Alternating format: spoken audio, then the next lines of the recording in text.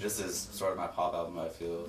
But ultimately, this is to establish myself, to get the resources to the point where I can do something that'll take things further. I mean, my favorite albums of all time are like Song Cycle by Van Dyke Parks and Star Sailor by Tim Buckley, both of which sold maybe 1,000 copies and were critically reviled and were total jokes, but at the same time I feel like they were the purest extension of creation, and I would like to do something where I could take things to that furthest extent where people wouldn't get it, but it wouldn't really matter to me because I would be happy that I'd done it. But I mean, you can't do that straight off. Like someone said, you have to do Ziggy Stardust before you can do Low.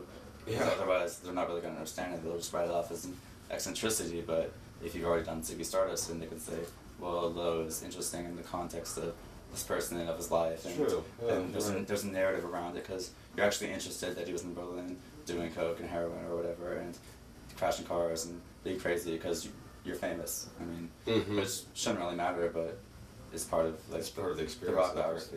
Yeah, it's kind exactly. of an impotent thing, but sort of exciting in the same way. I always find myself very drawn in by your voice on recordings, but it's been a little difficult to understand the lyrics. But on this album, somehow, I'm not sure what it is, you can hear more of them clearly. The whole idea that people can't understand what I'm saying has been mildly upsetting to me. Part of the reason I think before in recordings you couldn't understand was because I wasn't in the studio. I just had this shitty computer mic, and with this I had the opportunity to actually go into a studio for the first time. I had never been in a studio before, and I think like the good microphones make a difference more because I feel like in Pet Cancer I was really influenced by things like Royal Trucks and experimental writing at the time, where it was taking lyrics and breaking down words so that it told 10,000 different stories and didn't actually make sense, but it was telling 10,000 different stories, and so whatever your intention you had didn't matter because other people could read their own intentions into it, which now I wanted to tell stories but still have that intention, but try to focus it and hone it. So it's something like Worried Mind that was inspired by an actual event, but in trying to tell it but in a vague way so that it still had universal meaning.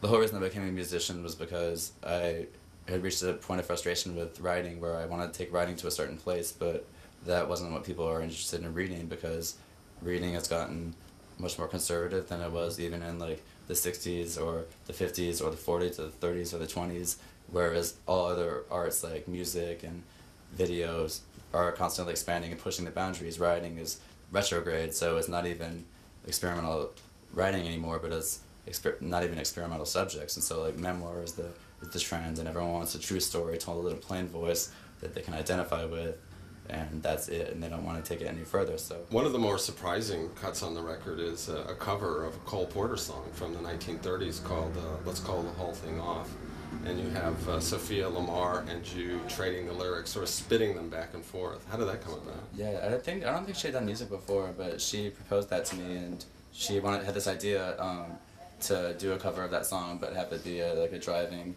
rock, but hypersped electronic punk version of it, and have it be like really screechy and angsty but fun and clubby. And well, I think she got it. Yeah, in spades, man.